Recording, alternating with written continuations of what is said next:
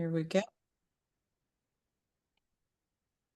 Thank you for joining us for tonight's educational webinar on spinal stenosis. Tonight's speaker is Dr. Braden Passias, OrthoNeuro's new orthopedic spine surgeon. Dr. Passias is a fellowship-trained orthopedic surgeon specializing in the comprehensive treatment of spinal disorders, including cervical, thoracic, and lumbar spine pathology. His areas of expertise include degenerative spine conditions, spine trauma, deformity correction, minimally invasive surgical techniques, and revision spine surgery. Please type questions in the Q&A box below, and Dr. Passias will answer questions following his presentation. Dr. Passias? Thank you, Heather, for the introduction. Good evening, everyone. I'm very excited to give this talk tonight. When Heather approached me, I was kind of thinking about different topics that I was going to discuss, and something that's actually very common, something that I see a lot, but also something that I think is kind of misunderstood. So I think spinal stenosis is a great talking point, and I'm excited to talk about it tonight. So this will be great. Kind of going through, this is an outline of at least the PowerPoint of what I have here for you guys tonight. We'll kind of touch on the different ins and outs of the spine anatomy, and I think that that's really important for patients when they come in to truly understand what's going on, where's the problem, and why am I having these symptoms, and necessarily what do I do and how do I treat it. We'll talk about lower back pain as well, because I think it's very difficult to talk about spinal stenosis without touching on lower back pain. So I think that that's something that's very important. We'll talk about the different treatment options, and then I'll kind of go in this, and this is if we have enough time, I'll go through a couple different associated conditions that also go with spinal stenosis that kind of start having some of the similar symptoms and some of the similar presentation, but isn't necessarily the exact same thing. And then at the end, I would like to hopefully save some time for some questions and discussion as well, because this is your guys' time, and this is a great opportunity for you guys to ask me questions, of course, in a very informal environment at home, on the couch, things like that. So I'm very happy to answer any and all those questions. And then hopefully we can have a little bit of discussion if we have time here at the end. So Heather gave a little bit of introduction about myself, a little bit more about me. I'm from Central Ohio, actually, so I grew up just down the road. I went to Miami University for my undergraduate degree in kinesiology. I then went to medical school at Ohio University, and then I did my residency here in town in Columbus at Ohio Health.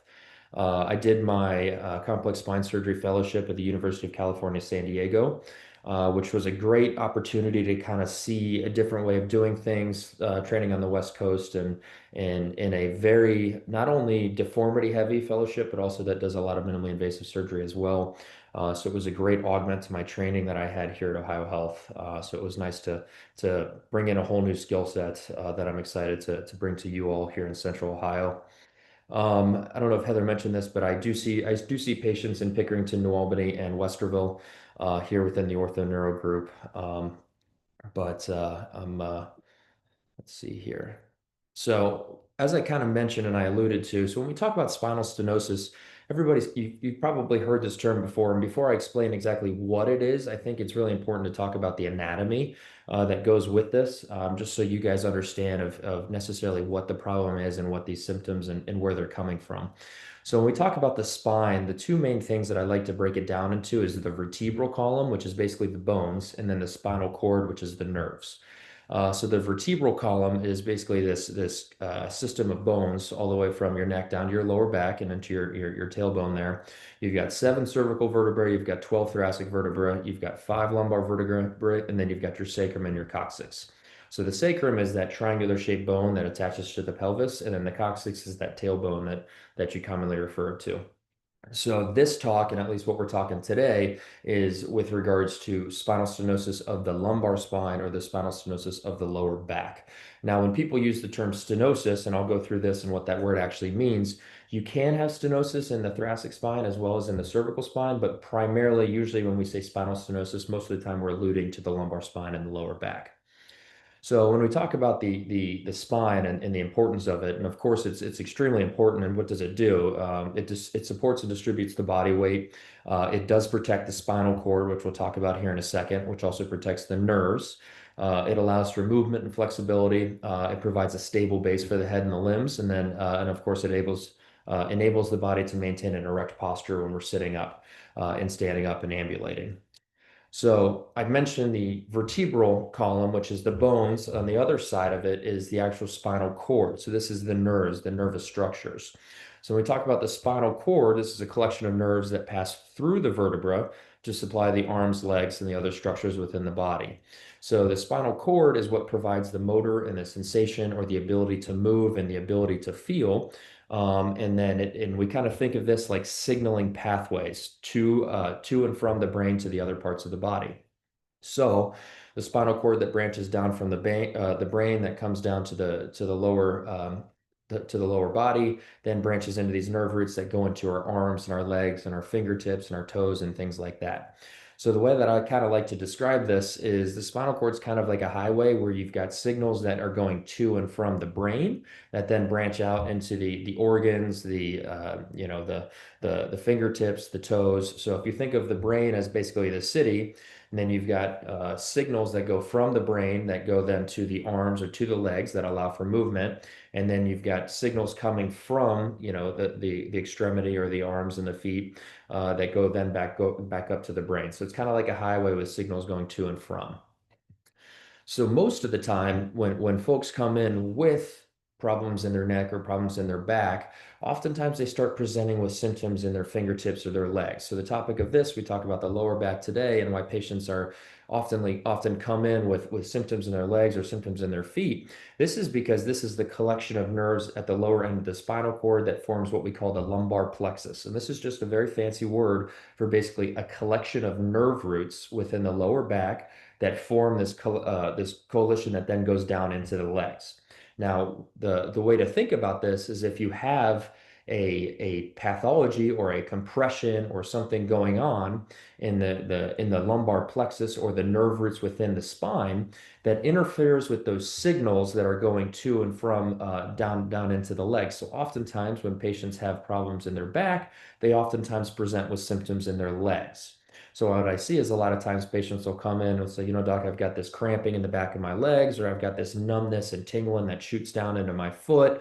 My foot's feeling a little bit weaker. And then I tell them that the pathology or what's going on is actually in their spine. This sounds kind of funny, but this is actually where this comes from. So this is that lumbar plexus or that collection of nerves, within the lumbar spine that forms this plexus that might be getting pinched that causes symptoms in the legs. So I hope that makes good sense to you all. And I kind of talked about this. So with regards to the sensory function and the motor function of the legs. So the way that the spinal cord works is basically it comes down and then it forms these nerve roots, and these nerve roots then branch down into the legs. Each one of those nerve roots actually supplies very specific areas over the skin that will provide sensation. So a lot of times when patients come in and they say they have these symptoms going into their legs, I try to get very specific with them and I ask them, where is the numbness? Is it in the front of your thigh? Is it in the outside of your thigh or the top of the foot or the bottom of the foot? And this kind of sounds trivial, but this is very important because it helps kind of tease out exactly which nerve roots are getting pushed on and to what degree, of course.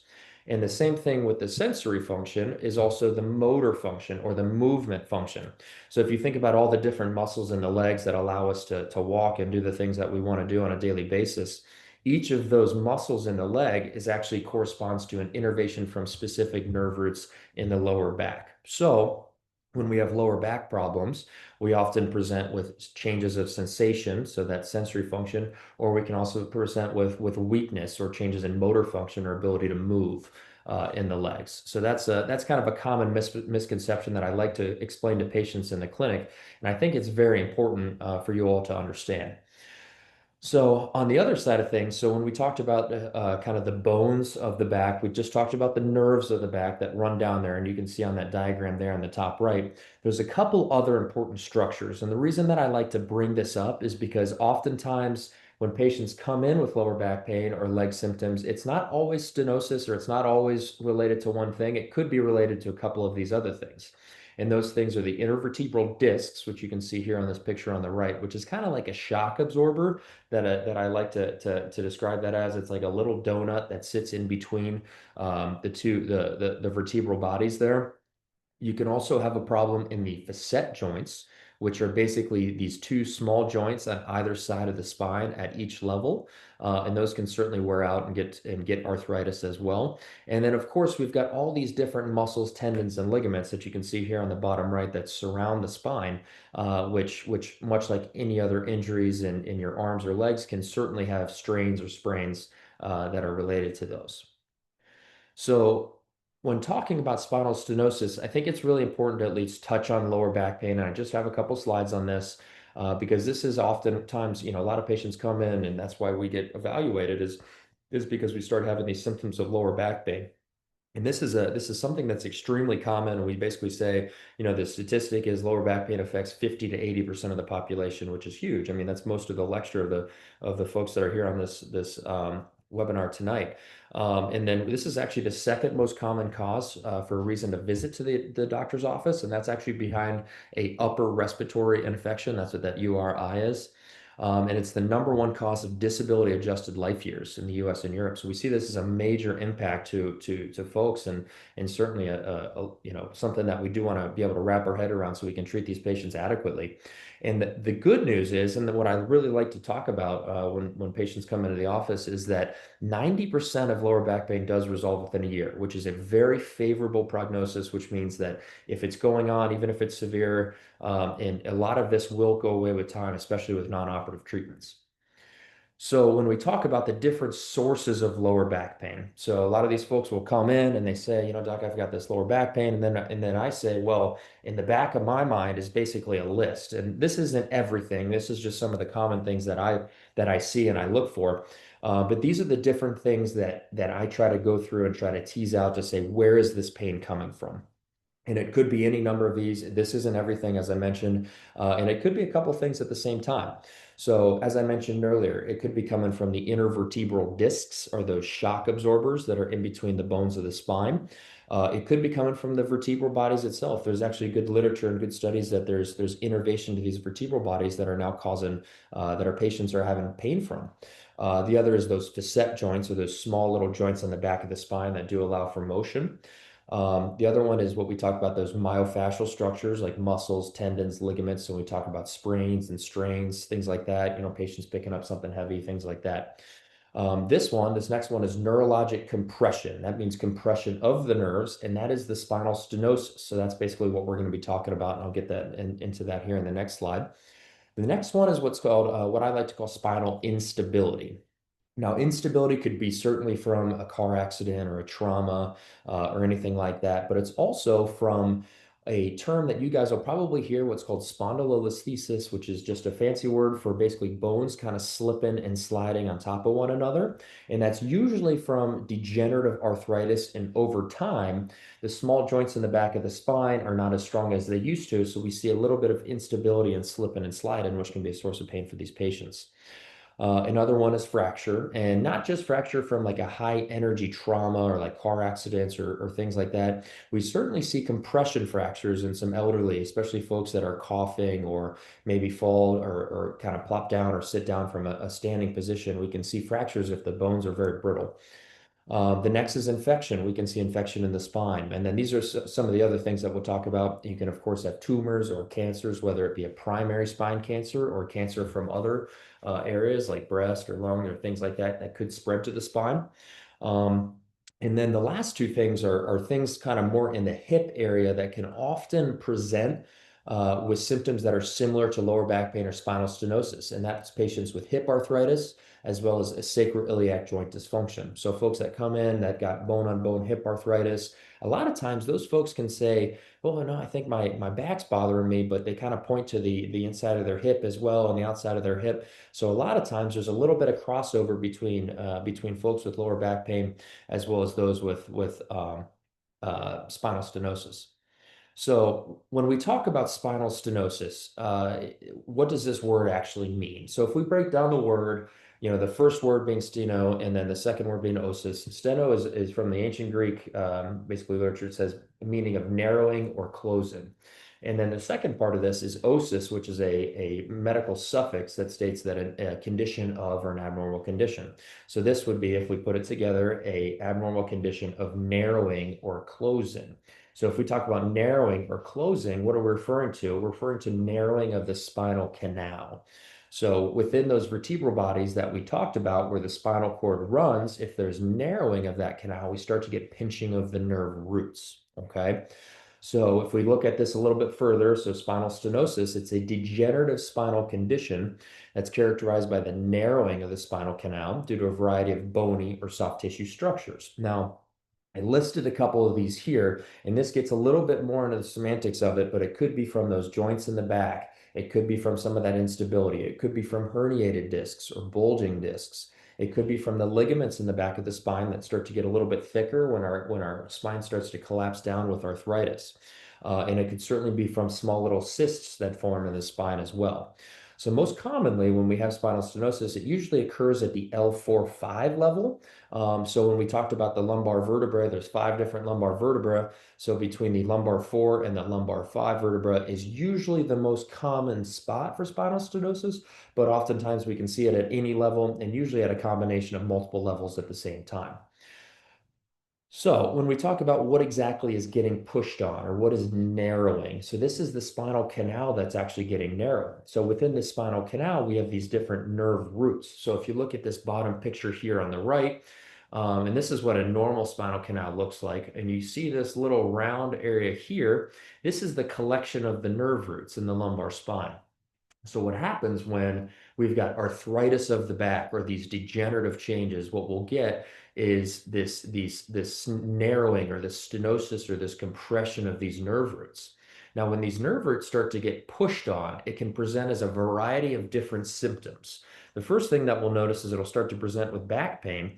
But as I mentioned before, as these nerve roots do run from the back down into the legs, a lot of these folks will start to complain of symptoms in their lower extremities. And what are those symptoms? Primarily pain, numbness, sometimes some tingling and some weakness as well. Okay.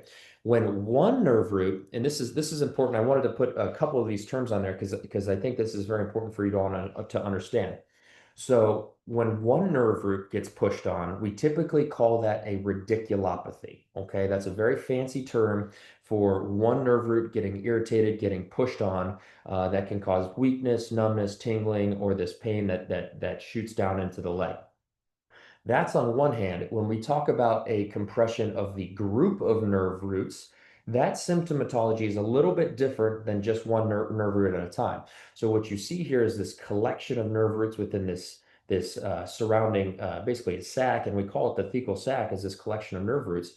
When that collection altogether starts to get pinched or start to get squeezed, we actually call that symptoms of neurogenic claudication. And I know these terms are big, but I think it's very important for you guys to understand that a radiculopathy or an individual nerve root compression is a little bit different than a neurogenic claudication picture, which is thought of on a different side of things. But it's important. So when folks come in, I like to teach them about this, and I want them to be able to understand this. Okay. So when we talk about what exactly is causing the problem and what is causing the compression, it's this cascade of arthritis. And the cascade of arthritis basically comes from the first thing that happens is the discs start to lose water content over time. So when those shock absorbers start to lose water content over time, that starts to shrink down. When that starts to shrink down, the joints on the back of the spine, they start to bear more load and they start to have to work more. And similar to our knees and similar to our hips, when our joints are overloaded and they've worked for too long, the arthritis starts to wear out, or excuse me, the cartilage starts to wear out and they start to get basically arthritic changes of those joints. So when this happens between the disc space is shrinking down, the arthritis in the back of the spine of those small joints, all these changes occur with basically osteophytes or bony spurs that start to form. Those facet joints start to get bigger, and then the ligaments in the back of the spine start to buckle. And when that happens, the spinal cord starts to narrow, and when the spinal canal starts to narrow, and when that spinal canal starts to narrow, we start to get radiculopathy or compression of an individual nerve root, or we get neurogenic claudication, which is a compression of all those nerve roots together. And I hope that that makes sense. And that's kind of where that comes from. And that's that cascade of arthritis. So this is what I kind of had on there, kind of what I talked about a little bit earlier.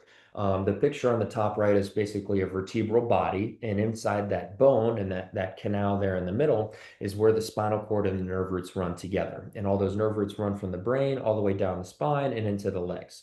So when this arthritis happens, that basically starts to pinch those nerve roots or the collection of the nerve roots, and we start to have symptoms in the legs. And this is kind of a picture of what that basically looks like.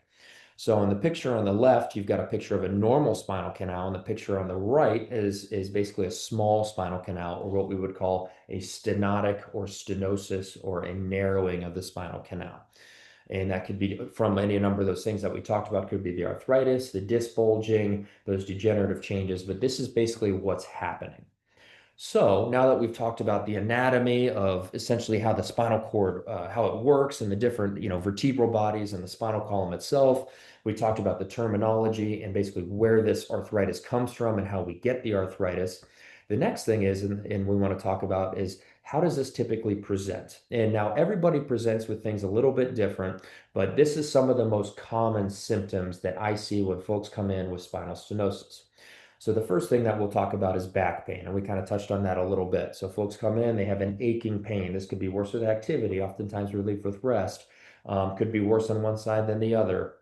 The next thing that they often present with is buttock or gluteal pain, kind of in their bottom area, and pain that goes into their legs. So this could be one side worse than the other. It could be both sides at the same time. And then a lot of time when patients complain of this buttock pain and this leg pain, that usually goes with that neurogenic claudication that I talked to you guys about earlier, or collapse or stenosis of the collection of the nerve roots that's within that vertebral canal. So you got that collection of nerve roots that gets getting squeezed, and a lot of times those patients present with back pain that radiates into the buttock area or that hamstring area, and gets worse with ambulation or walking for long periods of time, or even standing for long periods of time. Now I put a picture of this shopping cart here on the right, because this is something that's called the shopping cart sign. So a lot of times patients with spinal stenosis, they'll say, doc, I can't stand for very long, or my legs start to cramp when I'm walking out to the car, but I'll go to the grocery store and I can lean forward on the shopping cart and I can walk all day. And that's because when you lean forward, or if you're leaning on a table or on a shopping cart, the area in the spinal canal for those nerve roots actually increases a little bit. So those nerve roots have a little bit more room to exist, so they're not getting pinched on quite as much. So we talked about leg pain radiating kind of in the buttock area and the hamstrings. You get that cramping in the hamstrings. Your legs can feel weak. That's another thing. Patients can feel as though they have a loss of balance because their weakness in their legs. They'll say, I can't, they have a decreased walking tolerance or decreased standing tolerance. They have a difficult time standing, or, going about doing their day-to-day activities. Another thing that we can see is what we call a foot drop, or dragging of the foot with walking. And this is usually when the stenosis gets to an advanced setting where you're actually having weakness in the legs, a significant amount of weakness of the muscles that allow you to pick your foot up and lift your big toe off the floor. So sometimes patients can come in and they have difficulty with doing that. And then kind of the final stage of this is bladder disturbances. And this is when stenosis is very, very severe. And of course, if we're getting to this level, I would almost encourage immediate, prompt visit to the emergency department. And we can talk a little bit about, disc herniations that cause bladder disturbances and anesthesia between the legs, but that's kind of a different thing, but that's something else to keep in mind here as well. So when patients come in and they say, I've got this back pain that has this radiation that shoots down into my legs, I get cramping in my hamstrings and my gluteal area, and spinal stenosis is kind of on the back of my mind. This is how we kind of start working it up. The first thing that we get are X-rays, and X-rays we're able to obtain them when you come into the clinic. And what we typically do is I typically get 4 different X-rays. The first X-ray I take is one picture from you from the front, one picture from the side, and then I take 2 additional pictures of you bending forward and then extending backwards. And that helps us with basically what I call it when I talked about that instability, to see if there's any slipping or sliding of the vertebral bodies or the bones in the spine that might be secondary to the arthritis. So this is usually taken at the time of your consultation when you do come to the clinic. Oftentimes, the next thing that we get in folks that do have spinal stenosis and kind of what I call advanced imaging is an MRI. And the MRI is very good at looking at the compression of the different individual nerve roots within the spine, or that collection of the nerve roots that we talked about, that thecal sac. The MRI is also very good at showing the integrity of the surrounding soft tissues when we talk about muscles, tendons, ligaments, the disc spaces as well, things like that. Another study that we can get is the CT scan or a CAT scan, computed tomography. So CAT scans are great for looking at the osseous or the bony anatomy. And this is very useful in revision settings, especially with folks that have previous surgeries, whether it was previous decompressions or previous fusions. This is something that's very important. Just as an aside, there's some folks that have pacemakers or other medical implants that precludes the ability to get an MRI. And those folks, what we typically get is what's called a CT myelogram, which is kind of like a CT scan, but with injection of some dye. That's not quite as good at grading and looking at the degree of stenosis, but it's certainly something that's very helpful in those folks that can't get an MRI if they do have other implants or conditions that don't allow them to get the MRI. So this is a picture of an MRI and of a patient, and on the left is basically normal. In the middle is a little bit of stenosis or compression, and on the right is much more severe compression.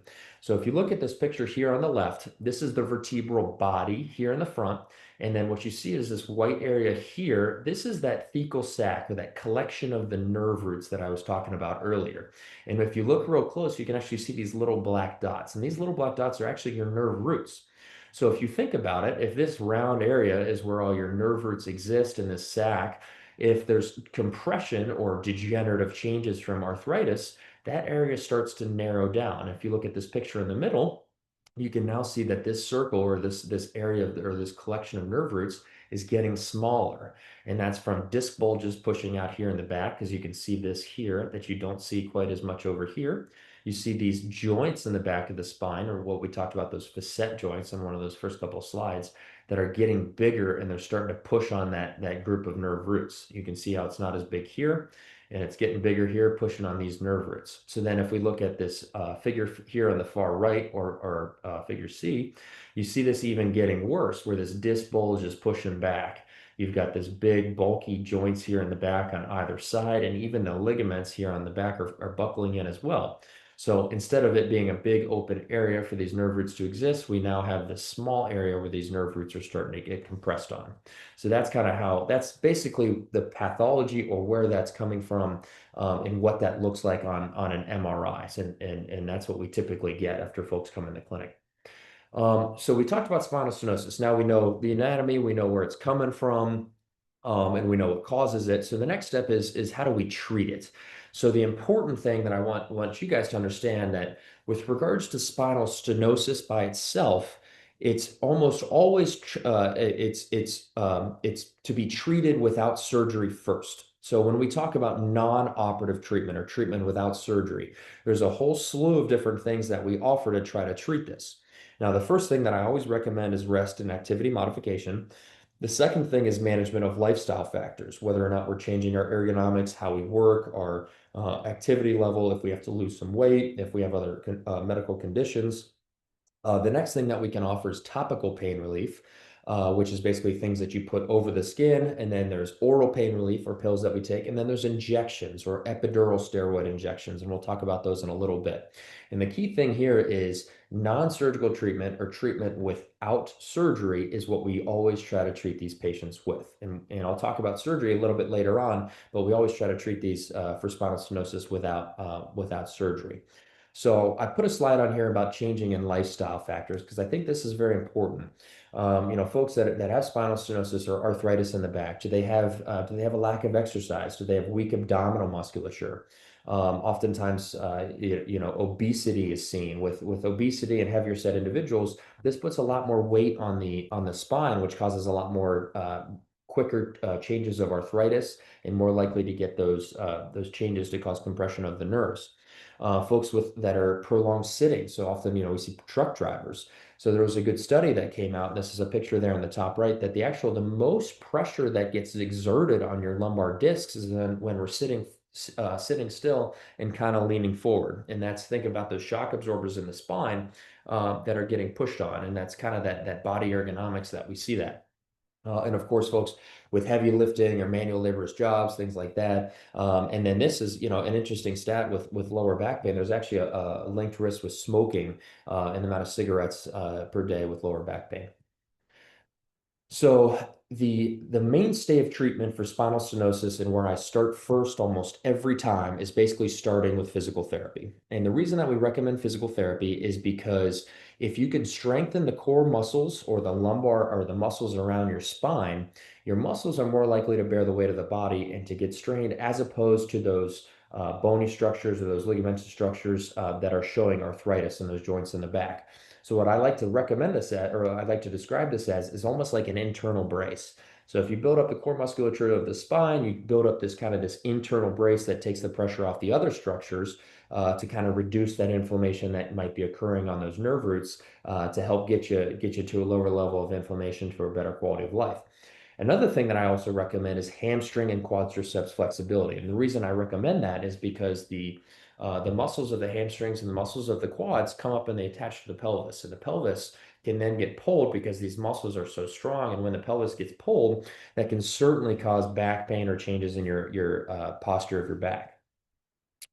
There's different topical pain relief things that we can provide. And oftentimes this is more so in the setting of lower back pain as opposed to stenosis by itself with compression of the nerve roots.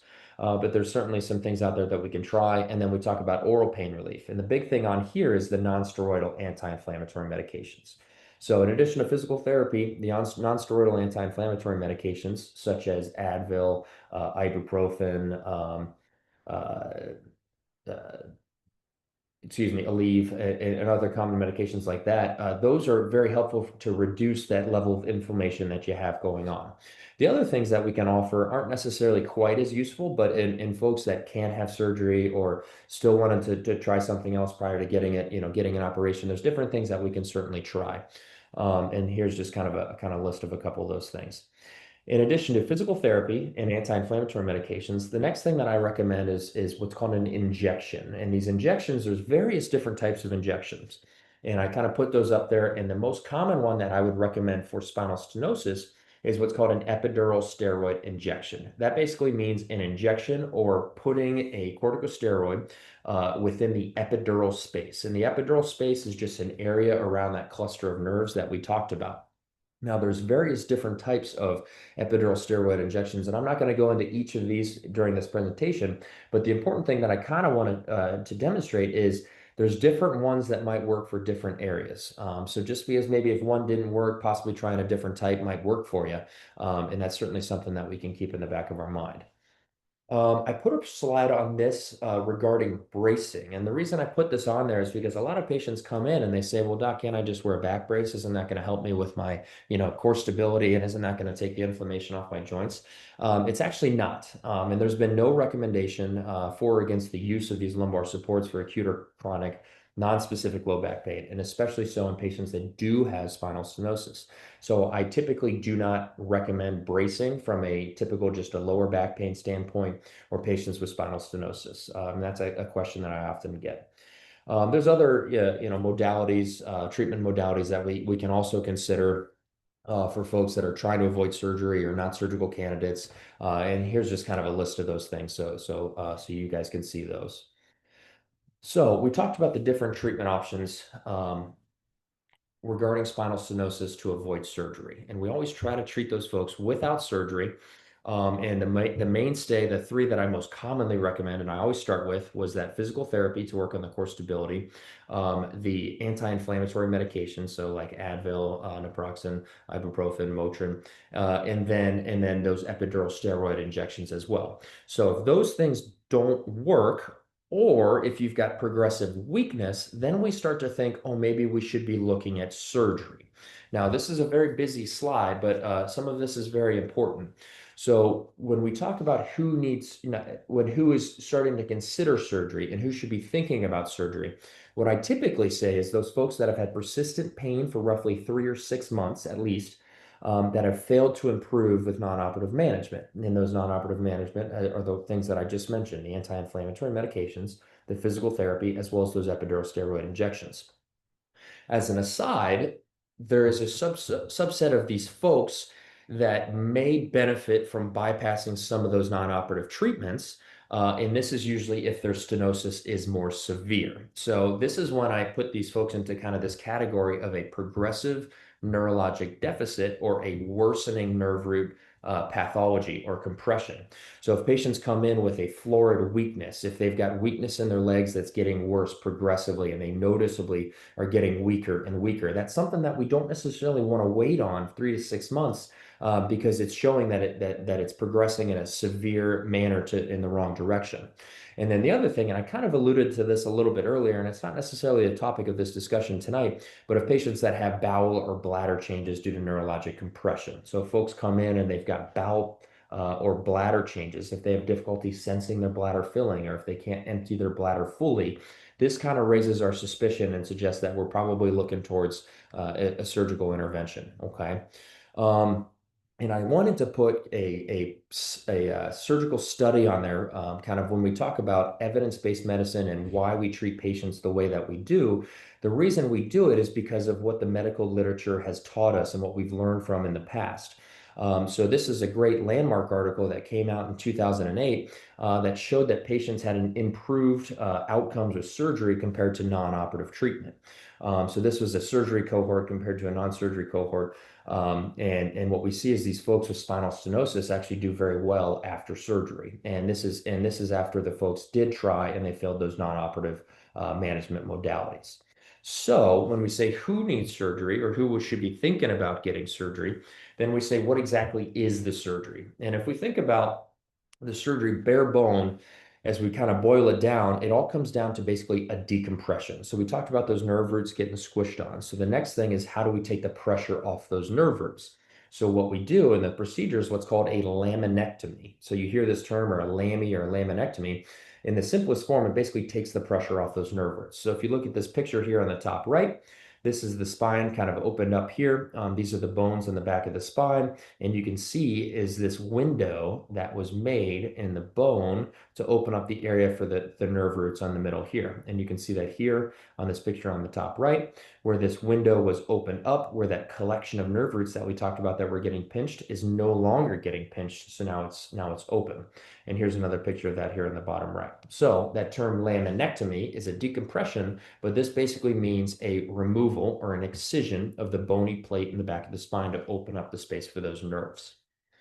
So this is another diagram that we talked about. So where exactly is or what are we all decompressing per level? And you can see that green area, and this is what I do in surgery, is I basically go in there and I take the pressure off those nerves. And that's a decompression procedure or a laminectomy procedure. Now, I get a question a lot of time from patients, are there any minimally invasive options with regards to spinal stenosis? And there certainly are.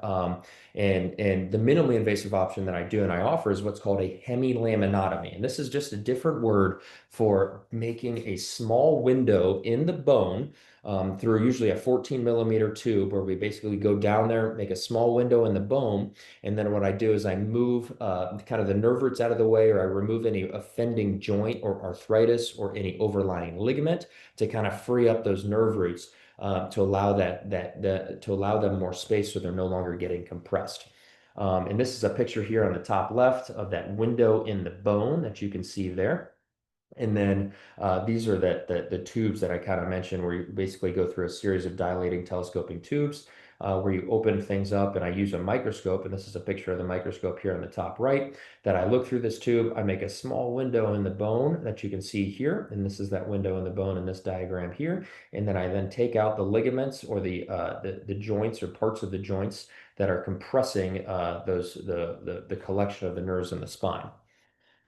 So another topic is decompression with fusion. And a lot of folks come in and they say, well, I don't want to, I don't want a spine fusion. I don't want rods and screws. And not every patient is really indicated for rods and screws by any means. And typically there's a kind of a whole slew of different indications that patients would benefit from a fusion as well as their decompression. And there's a lot of different indications. And for the scope of just this one, webinar, it's difficult to go through all of those in detail. but I did just want to touch on a couple of them that are very common. The first is that we call that segmental instability, or the slipping and sliding, or the spondylolisthesis, when those bones are sliding on top of one another. Another one is that we call vertical stenosis or up-down stenosis, when the disc spaces start to collapse so significantly, and the nerve roots that run out on either side are starting to get pinched from the roof kind of closing in. Oftentimes, what we'll do is we'll insert what's called an inner body, or I like to think about it like a car jack that you can see here that opens up that disc space to allow space for those nerve roots to run out on either side.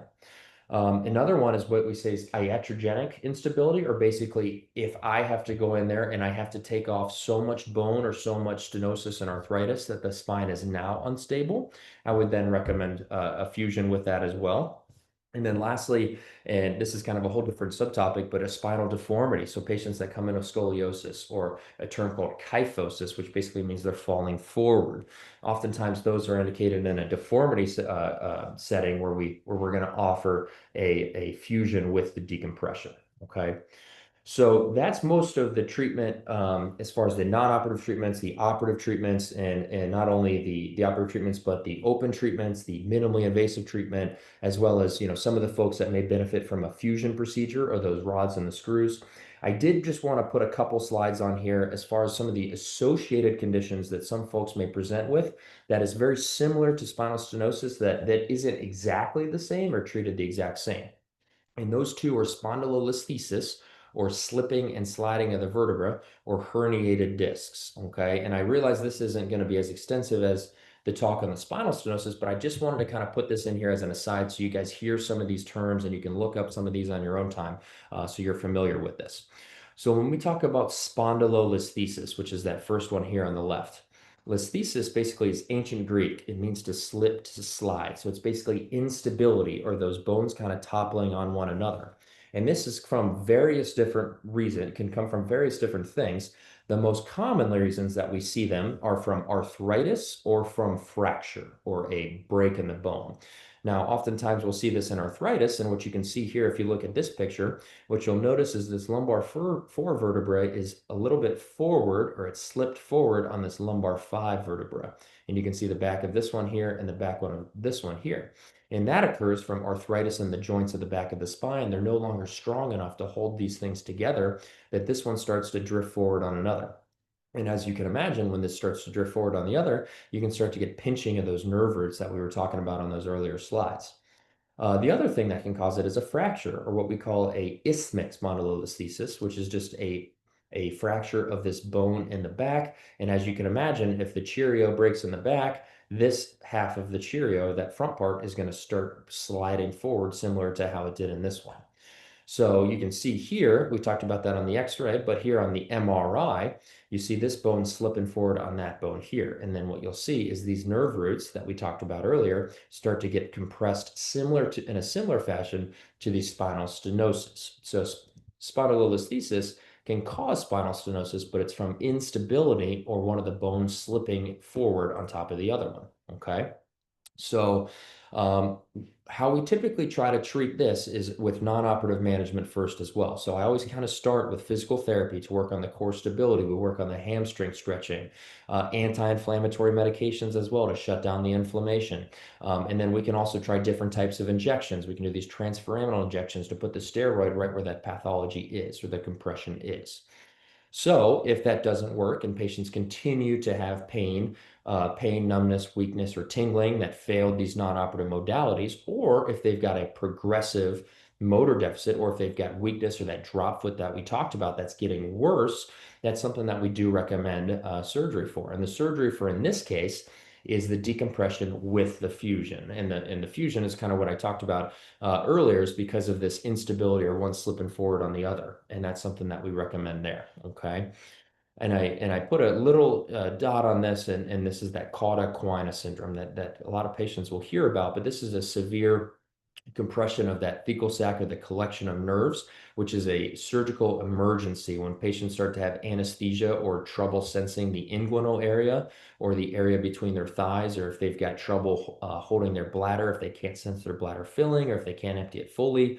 Those are those other indications that we talk about that we talk about decompression. And in this case, if it were from a instability, would be a fusion as well.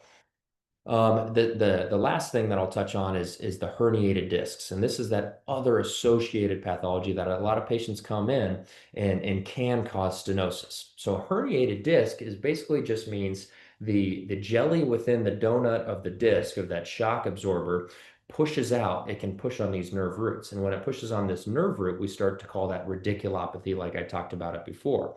So patients can present with very similar symptoms as that spinal stenosis or that arthritic pain, but oftentimes these will just push on one nerve root individually. So a lot of folks will come in, they'll say, "Hey doc, I was lifting something heavy. I was working in the garage. I had felt this pop in my back, and all of a sudden I had a ton of back pain with pain radiating down the back of my leg."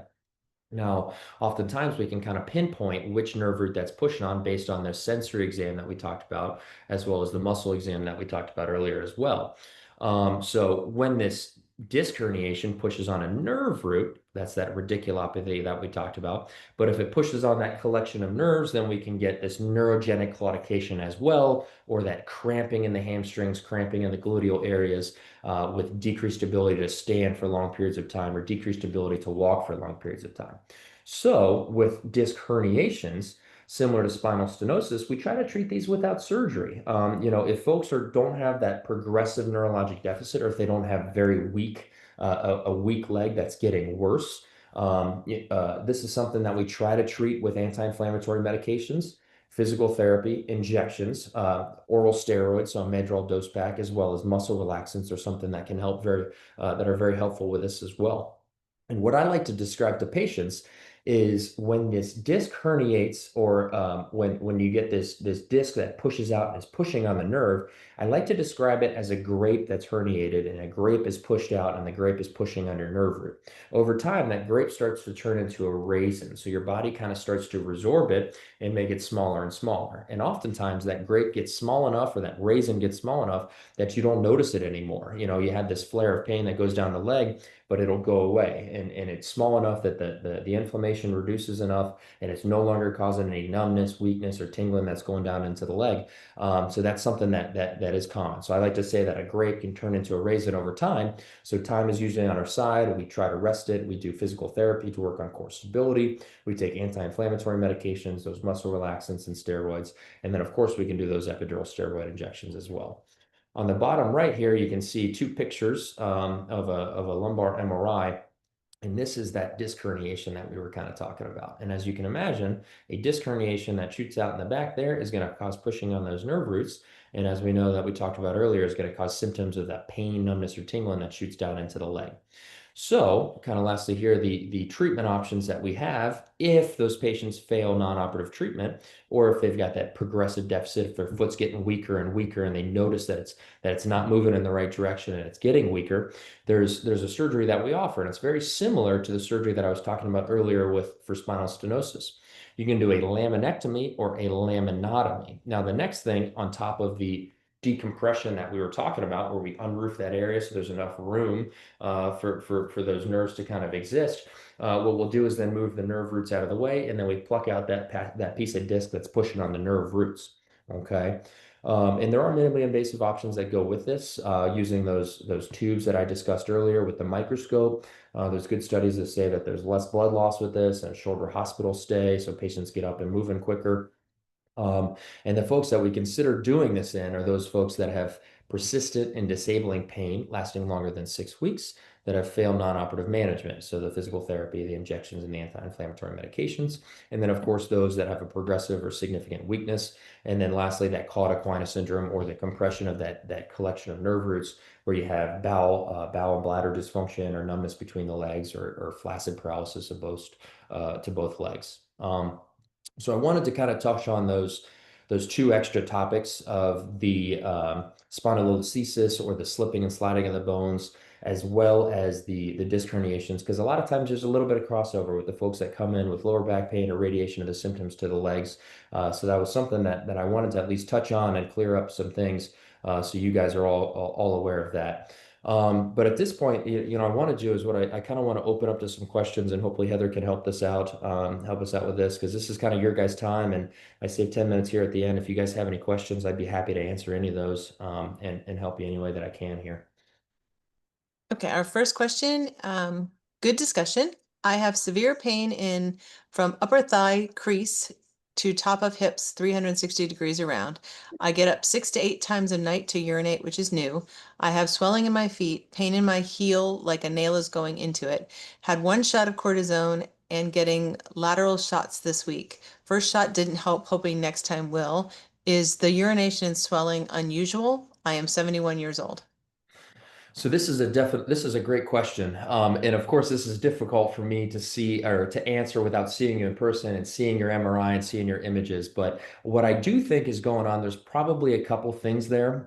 When you say increased frequency and urgency with urination, it might be something else going on with the urinary or urogenital tract, things like that. With regards to the symptoms in the foot, when you kind of have a pain on the bottom of the foot, I certainly think that could be related to your lower back. But I think with the swelling in your legs, that is probably not related to stenosis in the back. Typically, with swelling in the legs, oftentimes I look at the kidneys or the heart, or if there's any lymphatic drainage, or if we've got impaired venous, or our veins are being, our arteries and veins are not working as well as they should. Those are usually the things that I look at with regards to that. So I would definitely reach out to the primary care physician to talk about the bladder changes, as well as the swelling in the legs. And to add to that, I should also say I've been in ONPT, excellent, orthotic inserts, new mattress, 1 shot, deep tissue massage, dry needling. In other words, if there is a chance to improve it, I've tried it. This is 4 months in the stenosis journey. I have also had an MRI. Sorry to remember. So yeah, it sounds like you went through it all, and you've tried all those things that that we typically recommend. You're kind of the model patient there. You're doing the core stability with the physical therapy, trying the injections, the anti-inflammatory medications, and certainly if you're having those symptoms that we kind of talked about with either back pain or the cramping in the legs, or pain, numbness, weakness, some of those sensations going into the legs. Depending on what the MRI looks like, and of course, if there is stenosis there, it's certainly something that could benefit from surgery, and definitely warrants an evaluation. And certainly if you've been having these symptoms for this long, and you've done all those things without any significant or durable relief, I think that's definitely something to consider. Would you ever recommend a nerve block? Uh, If I rec- when, oh, sorry, go ahead, Heather. Sorry. sorry, if when would you recommend someone getting it? This is a great question. And the nerve blocks are very useful and very helpful. And this is actually a very advanced question. I'm surprised somebody asked about this specifically. So, nerve blocks are very helpful from a diagnostic standpoint, or when I'm trying to figure out where the problem is specific. So, oftentimes I order nerve blocks. I probably order maybe 2 or 3 a month. And I usually do it in the instance of when patients have stenosis at multiple areas of their back, and I'm trying to decide exactly where that nerve root is, or what nerve root specifically is giving them the most trouble. For example, if you've got an MRI that shows compression of a couple different nerve roots, but most of your symptoms, let's say 95, 97% of your symptoms, I think are related to only one nerve, what I oftentimes do is I'll order a diagnostic and therapeutic nerve block, meaning that when they do the block of the nerve root, if you have relief of your symptoms, or a significant amount of relief of your symptoms, then I would say, well, if you get 95 or 97% better from only addressing that one nerve root, maybe it makes sense to offer a smaller procedure or a smaller intervention, as opposed to addressing multiple levels at the same time. So it kind of tailors the treatment to be very specific to that patient anatomy and what their images look like and what their exam looks like. So that's a very good question. When would a spinal stimulator be an option? So spinal stimulators that's kind of a whole different topic in itself. So spinal stimulators are a great talk and it's a great discussion. I usually recommend spinal stimulators in the instance of folks that have a lot of lower back pain, that have either had a previous laminectomy or a previous decompression, that still have refractory pain, that have images that do not show any evidence of continued stenosis. And another one would be in folks that aren't great surgical candidates from a larger deformity operation or larger deformity, or excuse me, larger decompression and fusion procedure. So a lot of times, when folks come in and let's say somebody's kind of in their, later 70s or in their 80s and they've got other medical problems, they've had a heart attack in the past, they've had multiple cardiac stents, they've got liver disease, they've got chronic kidney disease, and they've got COPD, they're on oxygen. If they've got all these other medical problems, putting some of those patients through a bigger surgery is a big ask on their body, and sometimes it's too dangerous to do. So sometimes with the folks that we can't necessarily treat from a larger surgery with a fusion or decompression and a fusion, a lot of times, possibly we recommend a spinal cord stimulator in that setting as well. Are there exercises I should not be doing with stenosis, such as lifting weights or sit-ups? So that's a great question. And the biggest thing, and it's what I always tell patients is if it hurts in a bad way, don't do it. Now, a little bit of muscle soreness is okay. But if you're doing exercises and you're done with the exercise and you say, wow, that hurts significantly more than I did before, if you have more numbness or more weakness or more pain that goes into the legs, I would certainly avoid those specific exercises. Now, specific ones is different for everybody. I think the biggest thing is careful ergonomics when lifting at home, minimizing lifting too much heavy stuff off the floor. And then another thing that I like to talk about is when doing weights over your head or things like that. Those are the things that I would avoid. The most important thing to do as far as the exercises go with spinal stenosis is whatever can build up the core and the lumbar spine from a stability standpoint. And that's why I think it's so important for physical therapists or the physical therapy evaluation, is because they're very good at this, and they're very good about teaching you what exercises to do and how to do those exercises, how often to do those exercises. And they set goals out for you and how to improve, and they monitor you over time. And I think that's very important because I know we can all kind of look up some exercises at home, but if you have a professional that shows you how to do it, that's when you really make those great strides, and you can make significant improvement in your quality of life, and treating some lower back pain that's associated with this. How often can a person have an epidural injection? So that's another good question as well. And this depends, there's no consensus. This depends on exactly who you talk to and who your pain management physician is. I typically say about 3 times a year. Now different pain management physicians will have different recommendations, but there's no current consensus on that. But I typically say about 3 times per year. What does the pain feel like if it is more related to the SI joint? So the SI joint, so when I talked about that list of things kind of on there, and the things in the back of my mind when folks come in with lower back pain or leg symptoms of what am I trying to rule out or what's most likely the diagnosis, the SI joint has a very specific set of symptoms that we actually examine for while we're in the clinic. Now, the first thing that we point out and with SI joint is they have what's called a 4-10 finger test, which is just a physical exam finding where they say, I have this pain right here on the lower right side where my kind of the PSIS area right over that SI joint, and they usually point right to that area. Now, typically with SI joint pain, we don't see pain shooting down into the legs with numbness or tingling in the toes. You can have it with a little bit of pain that goes down the outside and the lower part of the hamstring and the outside of the leg, but it's much, much less common. The other things that we do when patients come in and somebody sees me in the clinic and I say, hey, this might actually be an SI joint dysfunction or an SI joint pain, there's a series of 5 different physical exam findings or physical exam tests that I do, and I'll do it on the exam table to kind of tailor that thing out to make sure that's where it's coming from and it's not coming from the lower back, but that's something that we have to do in the clinic. And if I do think it's the SI joint, I always send those patients for a specific injection of the SI joint to see if they get any better. Injections for a year, but symptoms getting worse and leg weakening. How many steroid injections can you have, and can they damage the surrounding bone? So the injections won't necessarily damage the surrounding bone. What we see a lot of times, and some folks get sustained relief after their injections, and they've been coming in for years, and they'll get 1, 2, 3 per year, and they do great. and they keep getting relief out of it. The problem is a lot of the folks will typically say, I got a little bit of relief after the first one, I got a little bit less relief after the second one, and then I got even less relief after the third. So we see that kind of transition oftentimes where a lot of folks come in where they've had these injections and they aren't getting the relief that they used to get.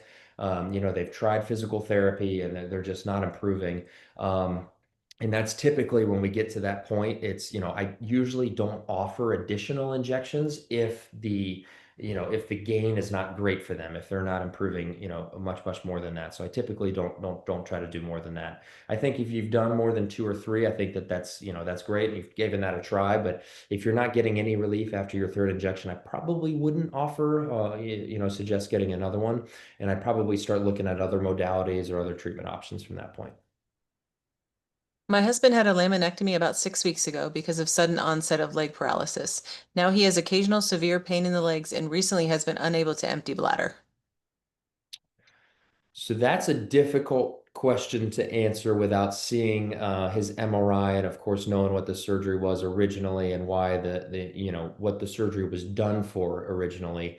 If that was a sudden paralysis of the legs with bladder symptoms before the surgery, that certainly could be one of those cauda equina syndrome that we talked about earlier, and that is a surgical emergency when folks present with that. And unfortunately, after cauda equina syndrome, it is common for folks to have bladder dysfunction after the surgery. But I think that's a difficult question to answer without actually seeing those images. But if he's still having significant, weakness in his legs or numbness in the legs, I think it's certainly worth following up with his physician, and certainly if he's still having bladder problems as well, that definitely needs evaluated. Does the laminectomy cause weakness in the spine at the surgery site?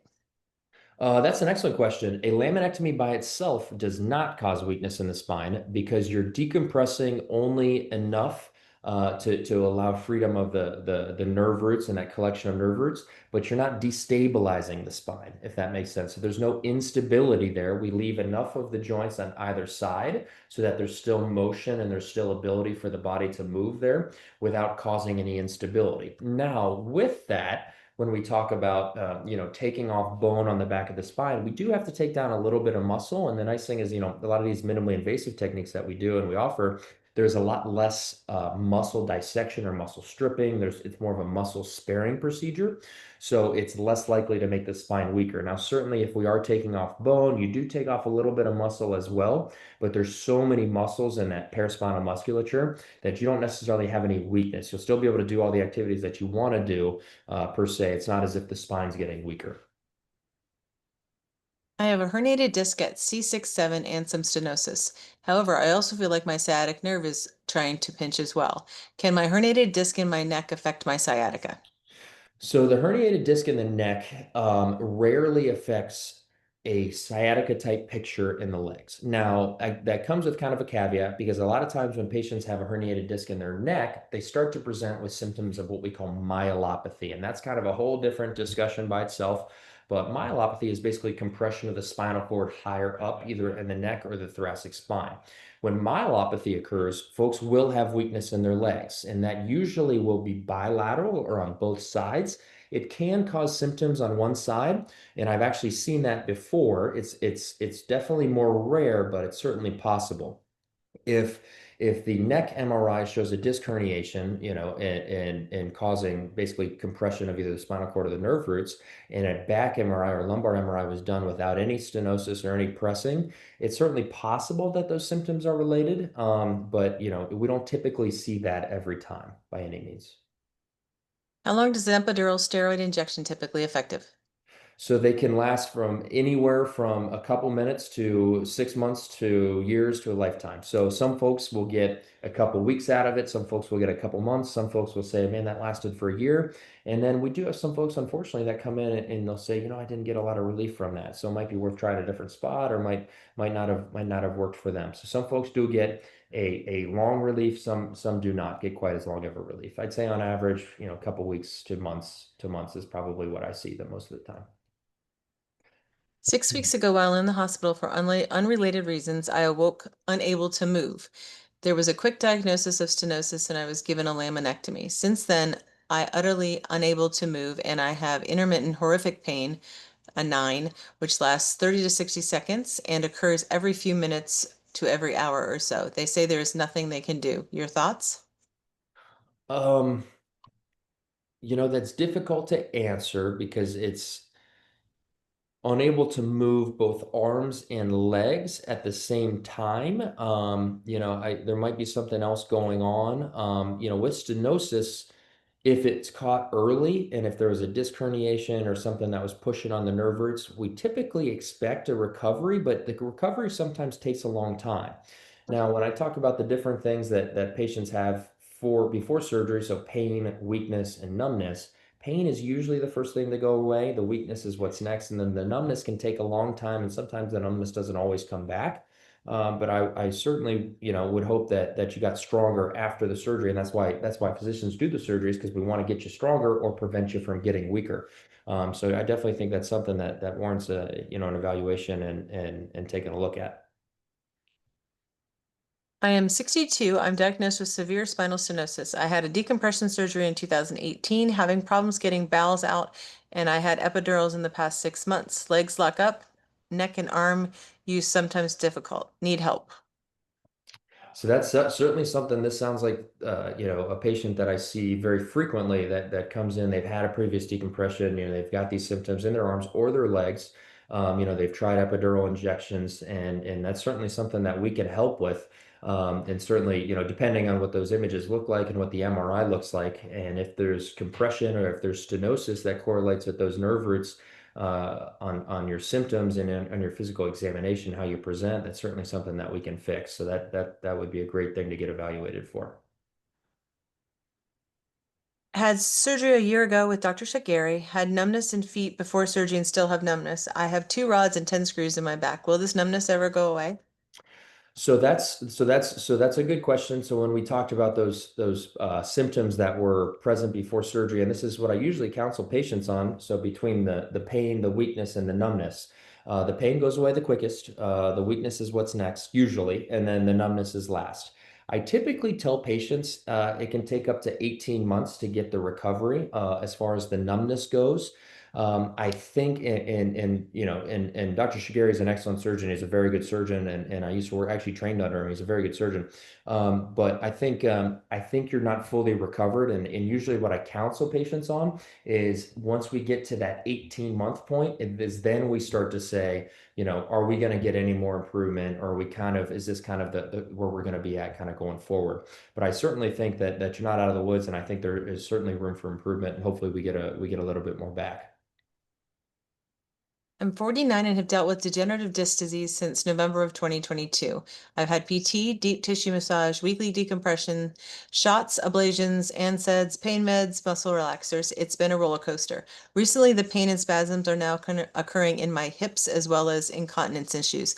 I've inquired about a pain device, but I've been told it's only for failed surgery patients. Do I have any other option outside of surgery? So it sounds like you're doing a lot of the things that I would recommend. And what the first thing is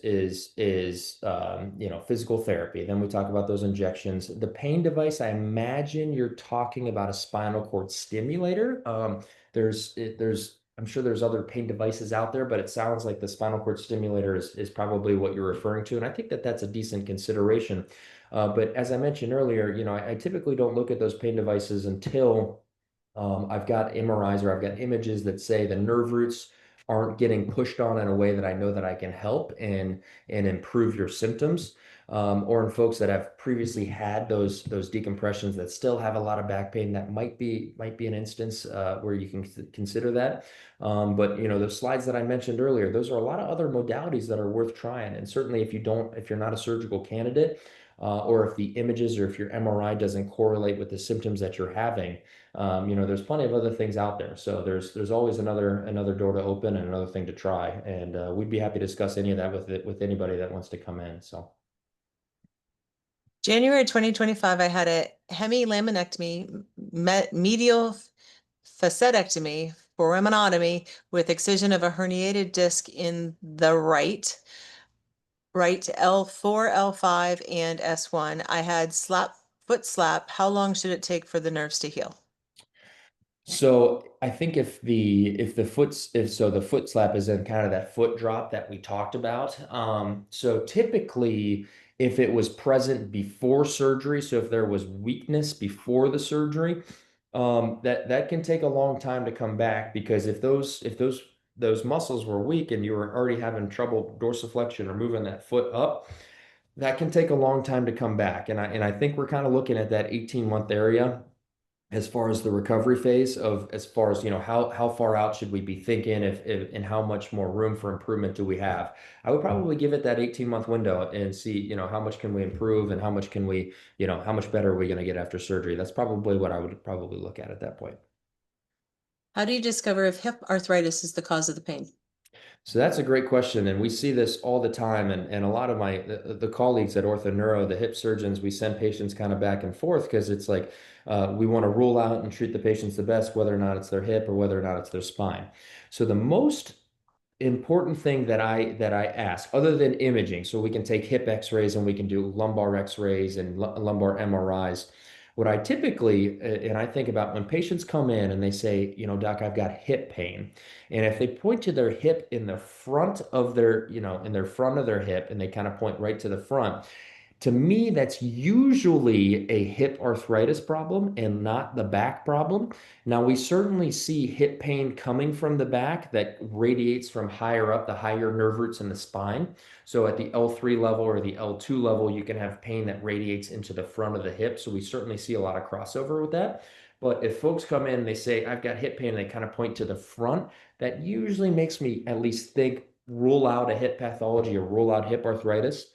If they say I've got hip pain, but they kind of point to the gluteal area and they kind of point to the back of the thigh area, that's usually coming from the spine, and that's kind of what's last, or at least on our mind at that point. But we use images, we take X-rays, we take MRIs, and then the other thing is physical examination. So the impingement test is very helpful for hip pain and hip pathology or hip arthritis.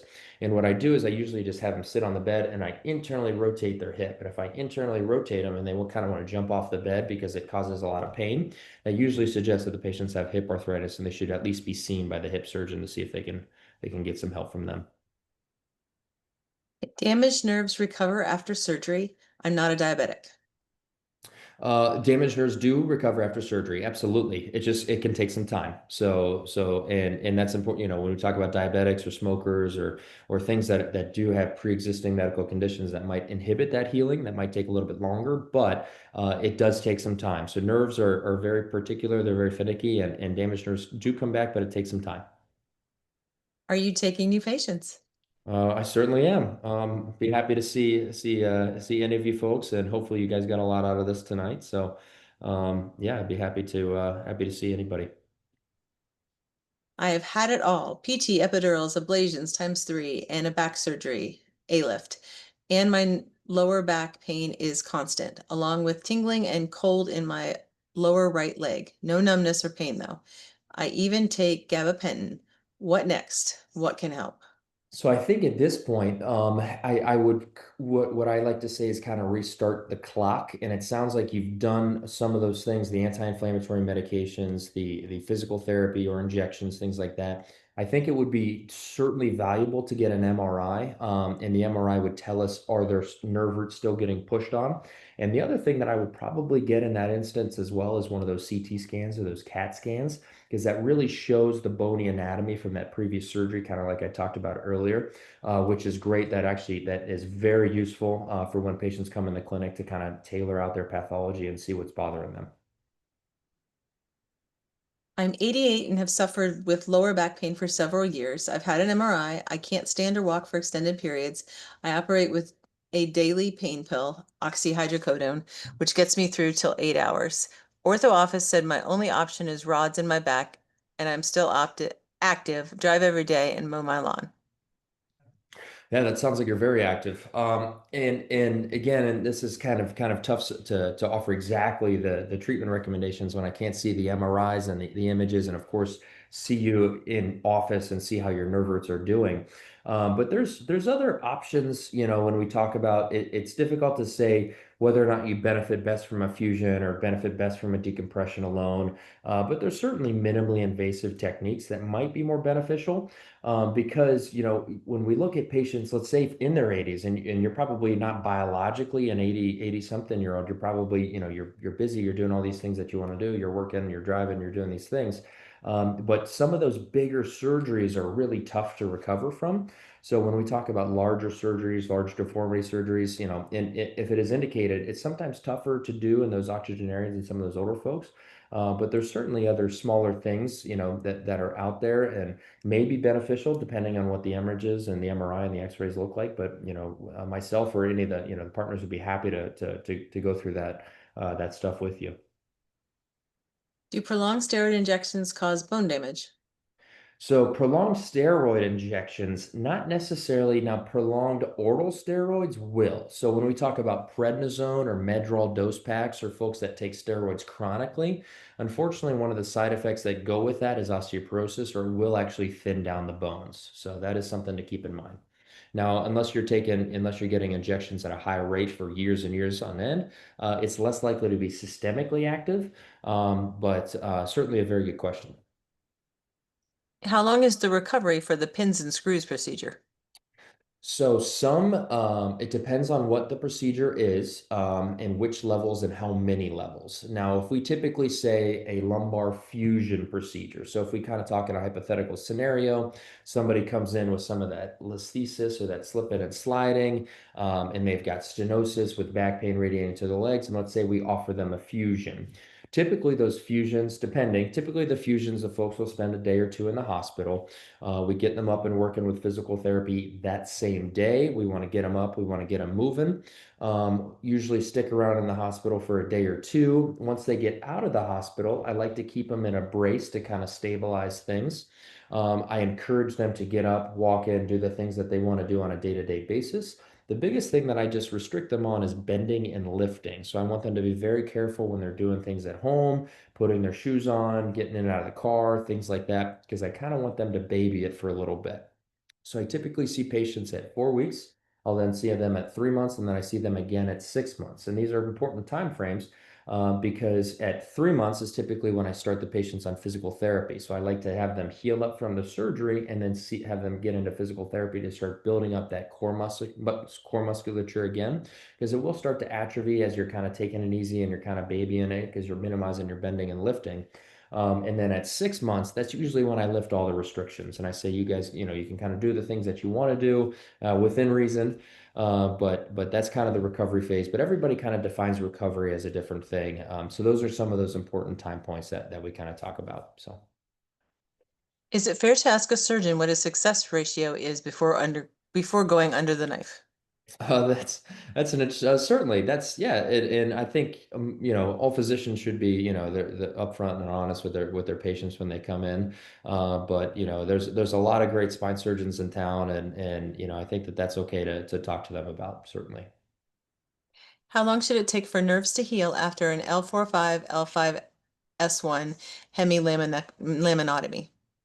So depends probably on how long the symptoms have been present. So if somebody came in with an acute disc herniation, and was having progressive weakness and they had surgery within a couple weeks of the symptoms, I would say the recovery is pretty quick. Now, if somebody had stenosis or that compression of those nerve roots that had been going on for years, I could say, it arguably enough patients could be getting recovery up to a year and a half outside of or after surgery. So it could take a little bit of time if it's been going on for a long time, and especially if it was severe.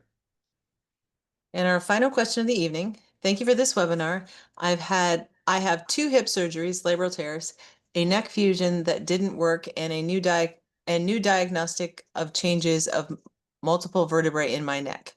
I'm having lower back pain that is being a side effect since my first hip surgery. I have tons of back pain, very debilitating. What do you suggest are the next steps? So it sounds like there's a few things going on. And a lot of times when patients have both neck pain and back pain, or even hip pain for that matter, we kind of have to go through each of those individually. And the first question is you need to ask, what's the biggest impact to your quality of life? So if we said we fixed your neck or we fixed your hip and your back pain is still what's causing the most pain to you and the biggest impact to your quality of life, I wouldn't really consider that a success at that point. So maybe we start directing our attention towards the back. Now, this comes with a little bit of a caveat because some folks that do have compression in the neck do have what's called myelopathy, or I kind of touched on that a little bit earlier. Myelopathy, kind of a discussion by itself, does kind of go on a timeline, or a something that should be addressed sooner rather than later to prevent that stepwise or progressive neurologic decline. But certainly, if you're having neck pain with back pain as well as some hip pain, and this is affecting your quality of life this much, I certainly think it's worth getting evaluated by a specialist for each. So I would recommend seeing somebody for your neck and your back, but also seeing somebody with regards to your hips, and maybe even seeing the surgeon that did your hip replacements originally, that knows you very well, and can see if you still have any pathology or any reason to have hip pain continually, or possibly could be all coming from your back. So I think that's something that that deserves a workup, and evaluation in the clinic with an orthopedic or a neurosurgeon that can look at you and examine you and take a look at your nerve roots. That'll get some x-rays, we'll hear about your history and hear what's bringing you in and what symptoms that you're having. I think is definitely something that you should consider at this point if it's bothering you this much. So, Thank you, Dr. Passias. all right. Thank you, Heather. Thank you for participating in tonight's webinar. Our next webinar will be held on November 11th. Dr. Dustin Reynolds, OrthoNeuro Interventional Pain Specialist, will speak on neuromodulation. Enjoy the rest of your evening. Good night.